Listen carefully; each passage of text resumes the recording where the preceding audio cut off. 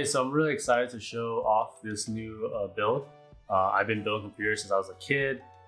Back in college, we even built a submerged mineral water PC. That was like kind of the thing back then. So even though I built a lot of computers forever, my current everyday driver is quite old. It's about 10 years old, but you know, it still runs like a champ. It doesn't really struggle with too many things, but I figured like now that I'm stuck at home all the time, it'd be great to just do an upgrade. I'm probably going to use my old computer for a little bit longer while I get situated, and then probably donate it to my younger brother so he can play games. This build is an all-rounder, so it's not purely for gaming. So I just pick and chose parts that felt sensible. I'm usually a practical guy. However, since it has been a while since I've made a build, I figured why not just go all out, custom water cooling loop, RGB the heck out of it, make it a showpiece as well. So I hope you guys like the build, and let me know in the comments what you guys think. All right, here's the parts rundown. Got the EK Quantum Vector for the GPU water block. I originally was going to get the HeatKiller 4 to match with the CPU block, but went with this one instead. Then we went over to the EK Quantum Kinetic 360 reservoir, the Asus X570 Pro Prime for the motherboard. The PSU is the EVGA 850. Then we got Corsair Vengeance RGB Pros, 32 gigabytes of it. The Ryzen 9 3900X. That's the HeatKiller's Watercool block over there. Samsung EVGA 970 Evo, a terabyte of that. Two sets of QL 120s for the Corsair fans, and the 2070 Super Asus Dual for the graphics card. And we're gonna put this in a 011 Dynamic XL. So first we're gonna start off with the water block. This is the HeatKiller's water block. It was really cheap actually. It wasn't too bad. Like I think I paid like 60 bucks for this. But it's a really good heat block. Definitely was highly rated, and I think it looks kind of cool too. So you know, big plus.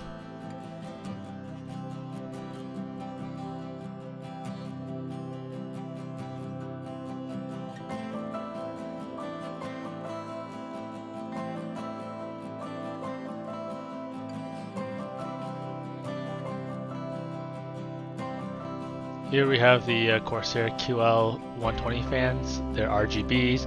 They're not like the greatest fans, but like, you know, they're one of the most pretty looking ones in terms of like aesthetics. Put them on the top and bottom of the case. 3 of them will be on connected to the radiator, of course.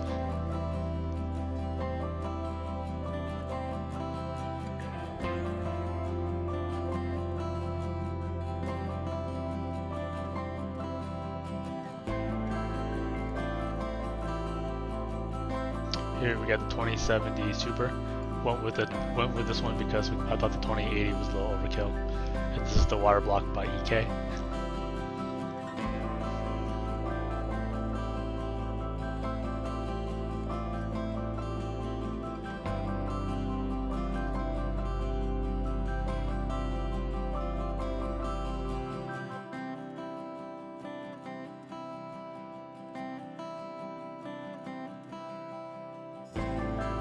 I decided to mount my graphics card vertical in order to show off the water block. I was surprised when I first saw it since vertical mounts didn't exist back in my day. I think it's quite cool, though it does make it hard to reach the motherboard later on. The mount I'm using is the Fantech Universal V mount instead of the Lian Li specific one that was recommended. It's not a perfect fit, but it seems to hold steady. I am concerned about video card sag, so I would feel more peace of mind if there was a brace at the back of the card. Luckily, I have a 3D printer, and we can custom a solution for that. Since I have fans on the bottom of the case, I need to make a design that can attach to the fans and not get in the way. I'm thinking about building 2 columns that attach to the fan mounts on the side, and then a bridge piece that spans across to support the card. I first need to take measurements for the prototype.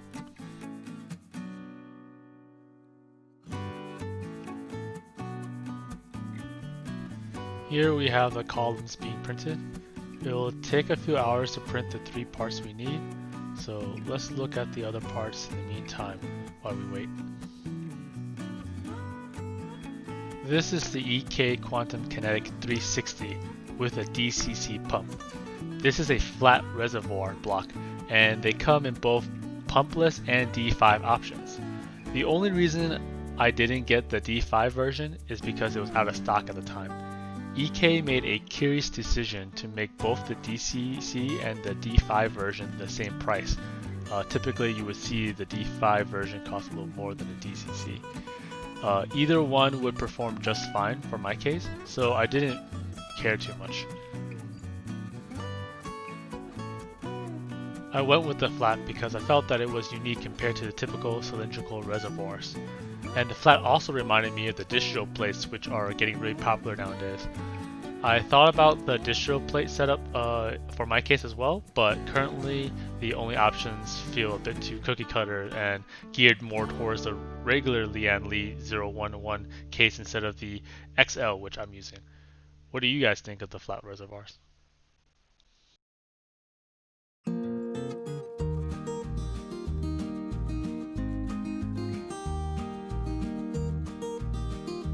Okay, the prototype print is now done, so let's take a look at how they turned out.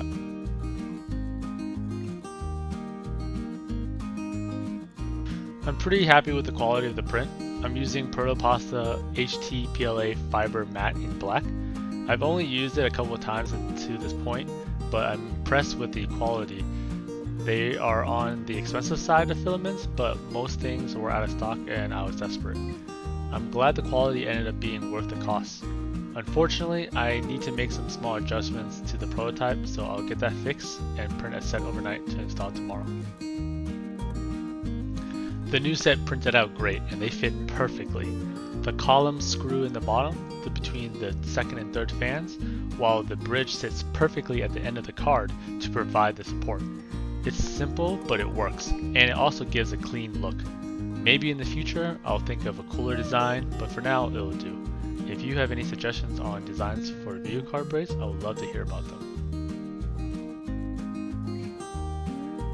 I need to install the reservoir and the M2 SSD now, but I have to take off the graphics card in order to reach the motherboard. This is a taste of the dark side of the vertical mount. I'll have to be careful to install everything back there first before I put the card back on. Hopefully, I won't need to do this too many times in the future. Once I have the hard tubing on, it'll definitely become a chore to move the graphics card.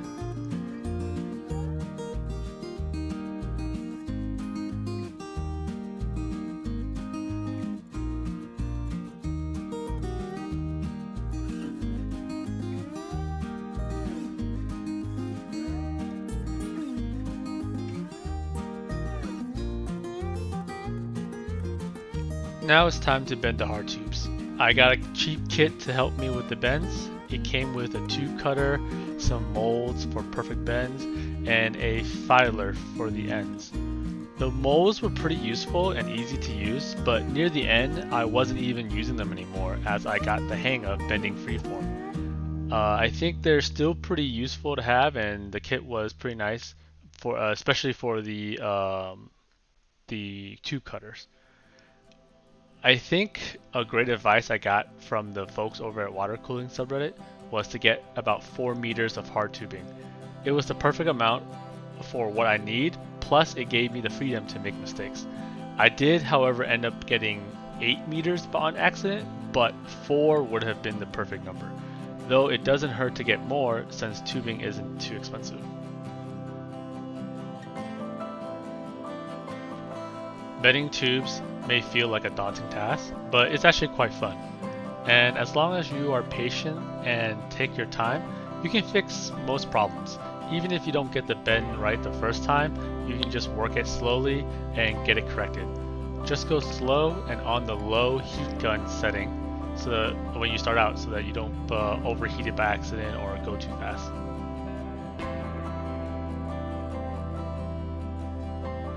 While I was bending, one unexpected thing did happen.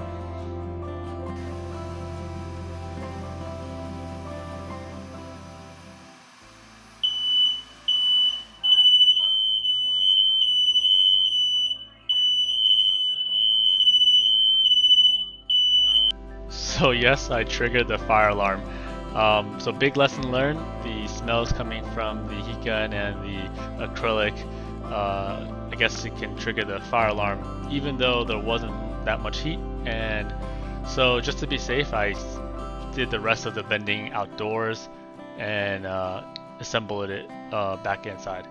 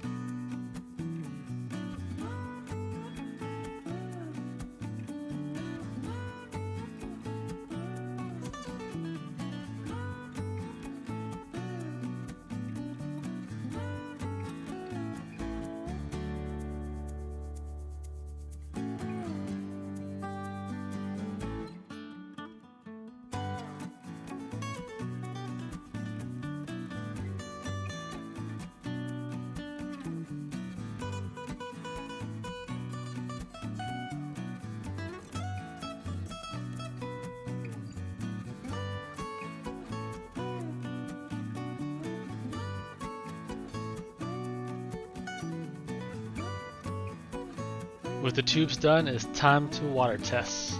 This is just a test run to make sure there's no leaks. I'm using some distilled water here. I will kid you not, I was very nervous about this. It's my first time doing water cooling, so you know, just trying to take every precaution. But even then, I still felt worried.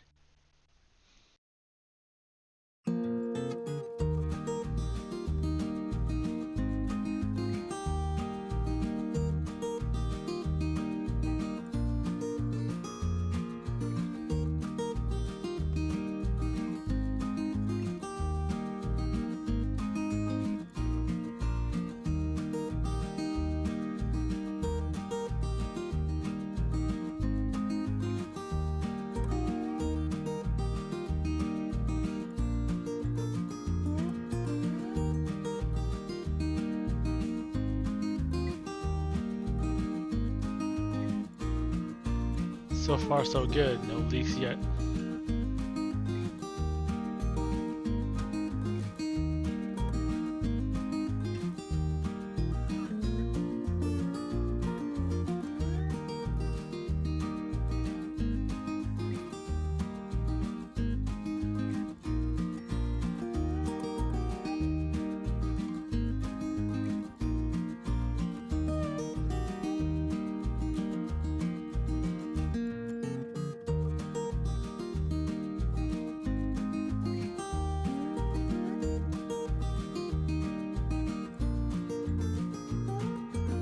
Great, everything is running well and there are no leaks. I'm going to let this run for a bit and then drain it.